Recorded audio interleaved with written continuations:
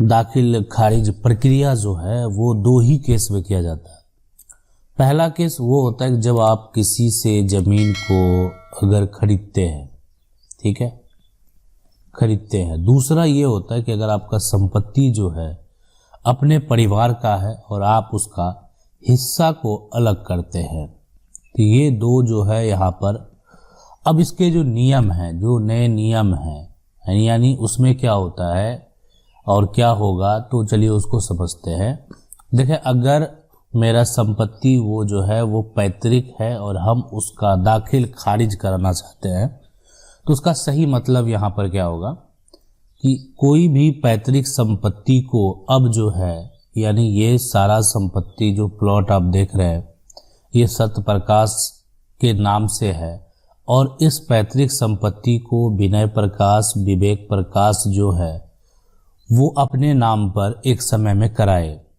यानी सत्य प्रकाश पिता के नाम संपत्ति दर्ज है और उस संपत्ति को विनय प्रकाश और विवेक प्रकाश, तो विवेक प्रकाश जो है यानी उनके नाम, ये दोनों के नाम पे ये प्रॉपर्टी जो है पूरा कागजात तैयार हो गया।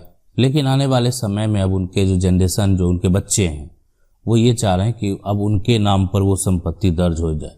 लेकिन एक यहाँ पर यह है कि जो विनय प्रकाश हैं उनकी इकलौती पुत्री है आरती, और विवेक प्रकाश जो हैं उनके दो बेटे हैं, मनोज हैं और प्रमोद हैं। इस केस में आखिर क्या होगा, तो चलिए उसको भी समझते हैं। अगर ये दस्तावेज तैयार होता है तो ये दस्तावेज में, यानी अगर आरती का विवाह हो जाता है और आरती ससुराल चली जाती है, तो फिर भी ये पिता का संपत्ति का पूरा हकदार है। परिवार जो है वो जॉइंट है, अलग नहीं है।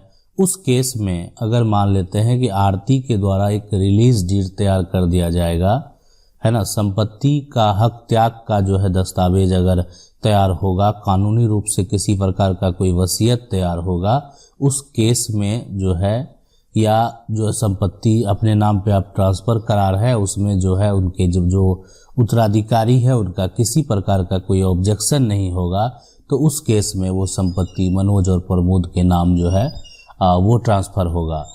अब इसके अलावा अब भविष्य में अगर मान लेते हैं ये दस्तावेज तैयार कर लेने के बाद भविष्य में फिर जो है अगर मान लेते हैं कि उनके द्वारा ये सोचा जा रहा है कि संपत्ति को वापस पा लें, तो अपना ही किया हुआ जो कार्य है उसको गलत साबित करके संपत्ति को वो वापस पा सकते हैं। जैसे मान लेते हैं किसी को दे दिए, लेकिन हम बोलेंगे नहीं मेरे से ठग लिया गया, मेरे धोखे से हमसे ले लिया गया, तो बहुत तरह तमाम जो है आरोप है जिसको लगाने के बाद जो है संपत्ति को वापस प्राप्त किया जा सकता है। इसीलिए कि ये विनय जो प्रकाश है उनकी इकलौती पुत्री है, और विनय प्रकाश के जितने सारे संपत्ति होंगे शेयर, वो सब पर जो है उसके उत्तराधिकारी उनकी पुत्री होगी।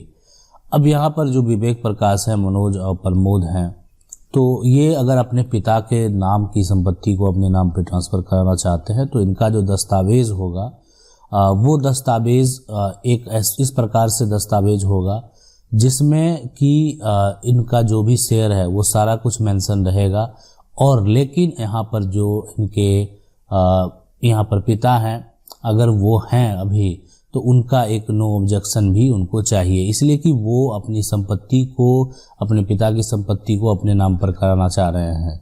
हाँ, उनका अगर नो ऑब्जेक्शन है तो उस केस में ये उन दोनों बच्चे के नाम पर संपत्ति ट्रांसफ़र होगा, अन्यथा नहीं होगा।